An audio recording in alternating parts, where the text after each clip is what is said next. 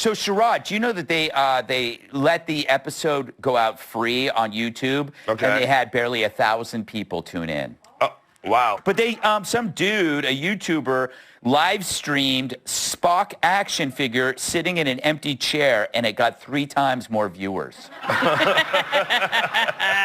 Because people like watching the old stuff, because the original is more fun to watch. Yes. And it still applies to everything that's going on today. Yeah. So you just recasting it with all these people from like One Tree Hill or wherever they from. I don't buy it. I don't like it. Yeah, you know. But I like to see the brother working in the back, yeah. Yes, exactly. The new wharf. YouTubers are embarrassing Starfleet Academy at a hilarious level right now, and it is so beautiful to witness this. I have never seen a more beautiful moment than this, because you have these major studios with unlimited funds. They have access to these iconic IPs, and all they do is ruin it with identity politics and agenda-driven nonsense. And here you have a couple of YouTubers embarrassing them, and it just continues to happen. It's so funny. Now, Starfleet Academy is, and I say this with all due respect to all of the other disasters that we have seen in recent years, Starfleet Academy is shaping up to be potentially one of the biggest disasters, and that is saying something in current day Hollywood. Right here, we have the Critical Drinker review. Outviews Starfleet Academy episode in hours. Let me say that for you one more time. The Critical Drinker, his entire review, outviews the entire full episode in hours. Gary even tweeted it out right here. Starfleet Academy, 217,000 views in 2 hours. Starfleet Academy, Episode 1, Season 1, 160,000 views in 4 days. What the hell? And this is after Gary embarrassed them, because Gary embarrassed them too. Fox News even congratulated Gary. Greg Gutfeld shouts out Nerdrotic after Spock action figure live stream humiliates Star Trek Starfleet Academy. That's right. Here you have it. Live on Fox News. So, Sherrod, do you know that they let the episode go out free on YouTube? Okay. And they had barely 1,000 people tune in. Oh, wow. Well, that must be low. The person in the yellow who was talking, that's Tom Cruise, right? Yes. Tom Cruise? Okay. Looks taller. Looks taller now. Yeah. Looks taller in space. But they, some dude, a YouTuber, live streamed Spock action figure sitting in an empty chair, and it got 3 times more viewers. This is where you are. Starfleet Academy, this is where you are. This is how far Star Trek has fallen. It's just unbelievable. So you have that situation. Now you have the drinker outviewing Starfleet Academy in just hours. Paramount Plus released its first episode, Starfleet Academy, on YouTube for free to entice viewers to watch the show on the streaming network, which already looks desperate considering Star Trek has a built-in audience for decades.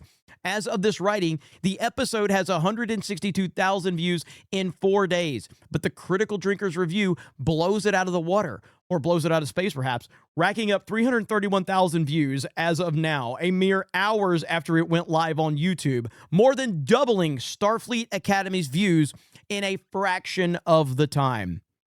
Absolutely incredible. This is beautiful. The reason for this disparity is obvious. No one is interested in Starfleet Academy, whereas the drinker has 2.4 million subscribers who eagerly await his takes on film and television. What the hell is that? What the hell are we even doing? Like it's full of nothing but identity politics.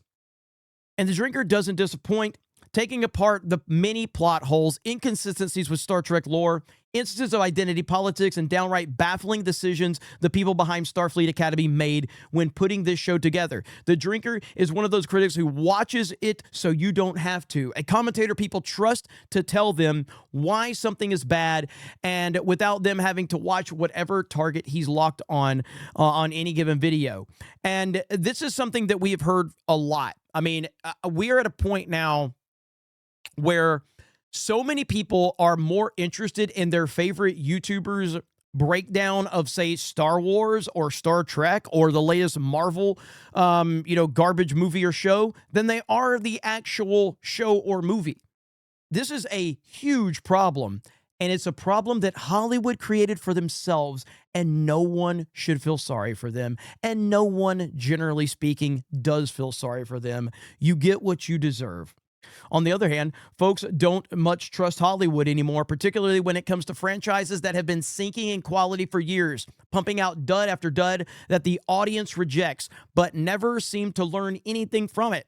Why not see The Critical Drinker, a guy who, aside from providing smart commentary on art in general, is a longtime Star Trek fan who has to say about the show like Starfleet Academy before taking the risk yourself. Apparently, a lot of viewers felt that way, and they gave their time to Drinker instead of Paramount Plus.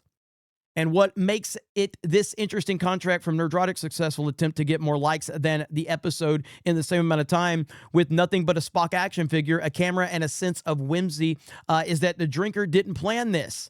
That's exactly my point. So whereas Gary was actively trolling them, Drinker was just uploading his review. And now here we have it where Gary made a fool of them, and now Drinker has made a fool of them. And they've made a fool of themselves. And the proof is in the pudding right here. 43% audience score. Nobody is interested in this. And honestly, the few people that are watching this, the sample size of this audience is so much smaller than it normally would have been. Because if you actually had Star Trek fans watching this in masses, that audience score would probably be like a 20 or a 15% at this point in time. So, I mean, and of course, they're pulling the review bombing nonsense. It's always review bombing, because that's the standard response every time that they release some garbage. It's your fault. It's never their fault. They never want to sit there and look in the mirror and try to assess the situation for what it is. It's your fault. It's the audience's fault. That's always the go-to with these clowns. And we are in the same song and dance that we have been for the last decade within Hollywood with these major IPs, hijacking them, pushing their agenda, and then blaming you when it turns out to be dog shit. And we're going to continue to do it. You guys have a great day. Thank you very much for checking out this video. Check out geeksandgamers.com. Tons of articles over there breaking down not only everything with Starfleet Academy, but so much more in the entertainment world. They're doing a great job. Appreciate our crew over there. Have a great day, and we will talk to you later.